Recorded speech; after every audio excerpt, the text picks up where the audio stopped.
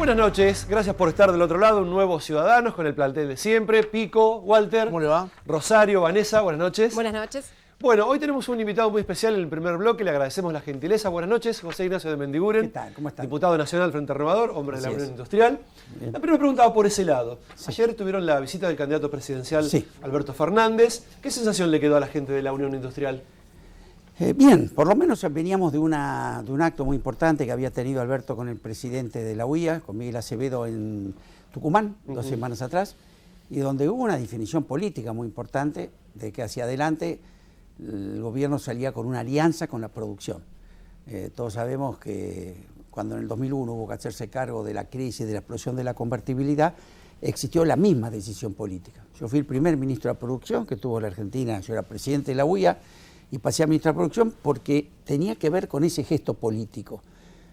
Yo creo que este gobierno, uno de los errores que cometió, que cuando asumió en el 2015, y que también había una crisis, eligió aliarse con la especulación financiera. Ajá. Es decir, cambió de actor, porque ni siquiera con el sector financiero, fue la especulación financiera, que fue aquello de decretar el ingreso y egreso irrestricto de capitales, subir la tasa de interés, planchar el tipo de cambio. Eso es más viejo que el agujero del mate. ¿Pico? Yo le soy honesto porque la verdad no me acuerdo si la definición fue suya o en ese entonces, 2001, de algún analista. Pero yo recuerdo esta frase que salir de la convertibilidad tiene que ver con el rol que usted le cupo en esta salida de la convertibilidad. Decían que usted lo que había hecho era aterrizar un 747 en la avenida 9 de Julio. Así es. ¿Y ahora cómo sería? No, totalmente distinto. A ver, bueno, aquello fue primero que de la convertibilidad nadie salió, nos sacó. Es decir, fue una explosión lo que sacó, nadie tomó la decisión de salir. Nos sacó la convertibilidad, los bancos cerrados, 18 monedas circulando en la Argentina, el Club del Trueque, decretado el peor default de la historia de la humanidad, 100.000 millones de dólares, el anterior había sido Rusia con 30.000. Desde lo político, 5 presidentes en 10 días, 38 muertos en la Plaza de Mayo, el que se vayan todos. Bueno, y ante esa explosión de la convertibilidad, nos hacemos cargo. A las 2 semanas de habernos hecho cargo, yo que pensaba que nuestra fortaleza iba a ser nuestra debilidad. La gente iba a decir, cuidémoslos, porque si se les va mal, ¿quién iba a gobernar? Juan Pablo II, habían pasado 5 presidentes. Entonces dije, bueno, esto va a ser nuestra fortaleza. Mentira, a la semana la gente se olvidó de Caballo y de todo, y nos reclamaba a nosotros toda la solución al mismo tiempo de una crisis que se había generado y lo que planteamos.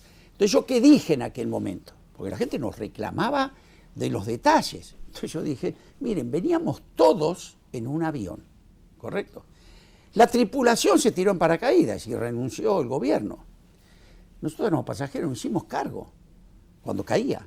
Lo nivelamos y lo aterrizamos donde podíamos, era la 9 de julio, digo. Claro, como metáfora. ¿Y ahora cómo sería? No, yo lo que dije es, y bueno, cuando aterrizamos, tiramos 2 semáforos, un puesto de flores. Y la gente me dice, gracias que estamos vivos, nos criticaban por el puesto de flores. Bueno, hoy es totalmente distinto. ¿Por qué? Porque hay instrumentos. En aquel momento, con la crisis de la convertibilidad, ¿cuál era? Que uno, al tener la ley de convertibilidad, no tenía instrumento de la política económica, no tenía política monetaria. Entonces, fue una crisis que uno veía venir, pero desatarla era más complicado. Esta crisis, uno cuenta con todos los instrumentos para poder evitarlo. Lo que pasa es que el gobierno los usó mal, los usó a destiempo, los instrumentos que está utilizando no los comparte, son absolutamente los contrarios a los que proclamaba y defendía cuando arrancó. Entonces, se van aplicando a destiempo, sin convicción, entonces sale mal. Usted quiere hacer un control de precios, no tiene que controlar. Dice que había que salir del cepo, me meten de vuelta en un cepo. La inversión era lo más barato, lo más fácil para parar, tenemos una inflación récord. No íbamos a devaluar o devaluamos cada 3 minutos sin plan. Entonces, un gobierno que no está aplicando un plan, porque uno puede aplicar un plan, mal o bien, yo coincido o no con el plan, pero es un plan. Ganó la elección, quien ganó, tiene el derecho a aplicarlo. Pero acá estamos en una crisis sin plan. Ahora, ¿no da la sensación de que este nuevo avión que tiene, tal vez le toque a usted ser ministro de la producción nuevamente, no solamente que no tiene nafta, sino que tenemos una deuda tremenda? Sí. Hay que aterrizarlo este avión. Por eso también, digo. No, por eso, a ver. nosotros lo que sabemos, que dos cosas. Primero, que el equipo que asuma el 11 de diciembre no puede preguntar dónde están los botones, ¿no? Tiene que empezar a gobernar 2 días antes, primer tema. Segundo, además del tema técnico, que si quiere pues podemos esbozar cómo es, lo más importante también va a ser su capacidad de concertar. Claro. Ningún espacio político, por fuerte que sea, puede sentarse el 11 de diciembre para ampliar brechas, para acabar grietas, ¿se imagina? Entonces aquí hay que concertar con la oposición, y ojalá haya una oposición responsable, importante para equilibrar. Va a tener que concertar con el fondo, va a tener que concertar con los acreedores privados, es decir, su gran capacidad va a ser eso. Entonces yo miro los dos espacios.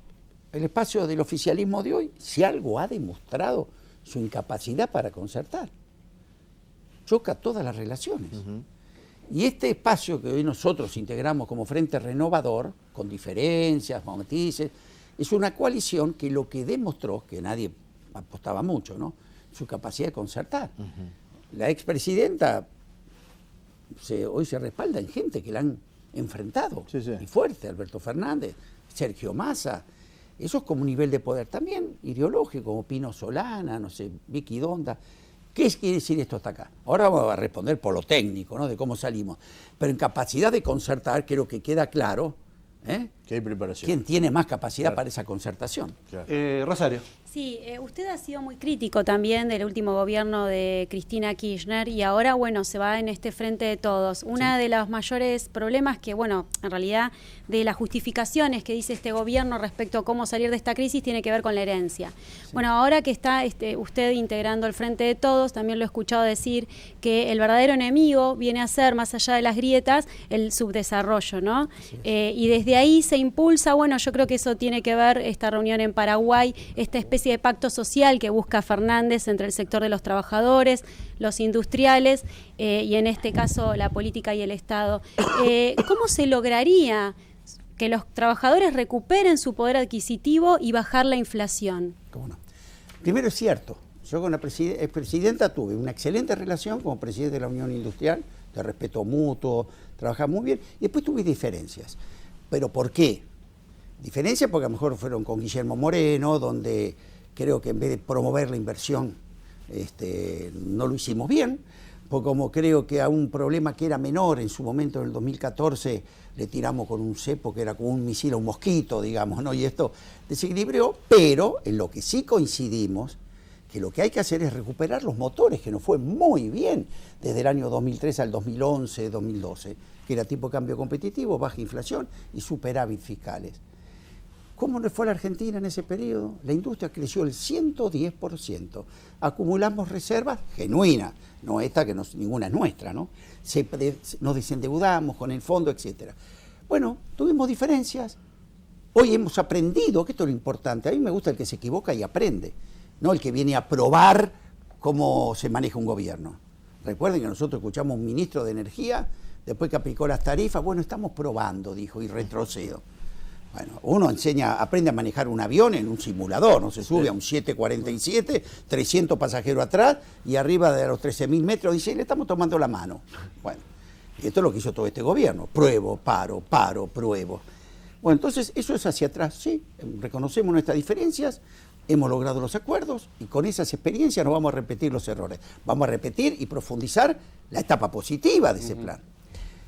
La otra pregunta que me hiciste fue el acuerdo social. ¿Y cómo se recupera el poder adquisitivo del salario? Este para nosotros es clave.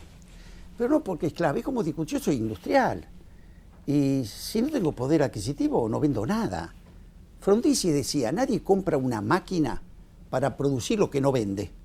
¿Está claro? Mercado, ¿qué es? Poder adquisitivo del salario. Y en esto lo tenemos clarísimo. Si nos quedamos sin mercado, el 80% del mercado que tenemos todo en Argentina es mercado interno. Entonces lo que tenemos que tener claro es cómo recuperamos el poder adquisitivo del salario. Que quede claro, poder adquisitivo del salario. De nada sirve un trabajador tener más plata en el bolsillo si con eso compra menos cosas. Sí. Si la inflación se lleva ese salario, estamos en el punto de partida habiendo licuado los salarios. ¿Cómo se hace esto? Muchos sistemas. Por ejemplo, hoy cualquier trabajador, cualquier persona que gasta con la tarjeta de crédito hasta para comer ahora, porque no llega a fin de mes, va al supermercado con la tarjeta, decime qué justifica que ese banco, cuando le financia la tarjeta a ese trabajador, hoy le está cobrando 150, 140% de interés. Si el costo a lo que toma ese recurso, que es la plata, los bancos, no pasa del 30%. Que alguien me diga por qué ese mismo banco, una persona que es clienta, le cobra el 130% cuando viene con una tarjeta. Conclusión, si bajamos eso, es poder adquisitivo el salario. Segundo, tarifas. Venimos planteando cuánto hace, que la tarifa debe tener una relación con el índice de variación salarial. Es muy importante que las empresas inviertan, que no lo han hecho, pero que la gente pueda pagar la tarifa, una pyme, un trabajador. Bueno, solamente este tema vuelve a recuperar poder adquisitivo el salario. Otro tema que hizo este gobierno, la verdad, al dolarizar la economía, yo cuando fui ministro lo que trabajamos fue en la desdolarización de la economía, que yo era Judas porque había especificado la economía argentina. La Argentina es el único país del mundo que la gente gana el sueldo en una moneda, pesos, y paga los servicios, el combustible en dólares. ¿Usted se imagina un americano que pague el combustible en euros? Es una locura. Eso lo tenemos en la Argentina. Conclusión, los alimentos, Argentina exporta lo que comemos. Entonces, si uno no tiene un sistema que desganche esto, desequilibre, un trabajador no puede pagar el pan como, cobrar el sueldo de La Plata y pagar el pan como los franceses. Entonces, este es otro de los temas a través del cual, y te puedo contar varios, recuperamos poder adquisitivo del salario. ¿Y qué pasa, sí. perdón, Vanessa, ¿puede ser? Sí, dale. ¿Y qué pasa con la legislación laboral? ¿Qué pasa con el famoso costo laboral? Porque una de las cosas que ha transmitido este gobierno, que ha fijado, digamos, como idea, es que no vienen a invertir porque acá los inversores quieren una legislación laboral, quieren una reforma que no se puede hacer. Usted como industrial, ¿qué idea tiene de esto? Bueno, nosotros tenemos como industrial y como espacio político, creo que tenemos una definición bastante clara. Primero, cuando hablamos de inversores en la Argentina, yo quiero que paremos y me hablen de qué inversión. Porque si lo que vamos a seguir trayendo es especulación financiera, no me traigan ninguno más, ya tuvimos la experiencia. Yo quiero que me traigan inversores que vengan a arriesgar a la Argentina, que vengan a generar riqueza en la Argentina. Y ese inversor, lo primero que mira es la viabilidad del modelo económico de ese país. O serías un inversor y vas a invertir en un país que ves que la tasa de interés es del 80%, ya está fundido ese país, una cuestión de tiempo, pero que se cae, se cae. Entonces nosotros vamos a la sustentabilidad de un plan económico. Vamos a la reforma laboral. Yo soy textil. En mi sector, hoy hay puestos de trabajo en el convenio que no existen más, las canilleras, los puestos desaparecieron ya porque la tecnología, claro. Y hay otros puestos que ha creado la tecnología que no están en el convenio. A mí no me cabe duda que hay que sentarse a hablar de eso, tampoco al sindicato. Y nadie lo va a hacer mejor que el sector en sí mismo. Ahora, si pretexto de la reforma laboral lo que estamos buscando es precarizar el empleo o quitar poder adquisitivo del salario, no vamos a estar en esa vereda. ¿Por qué martillarse los dedos? No sé si me entienden. Sí, claro. No es que es una medida de corto plazo, que yo a lo mejor entiendo que como empresario individual diga, sí, pero mientras se arreglan todo, yo no quiero aumentar los sueldos.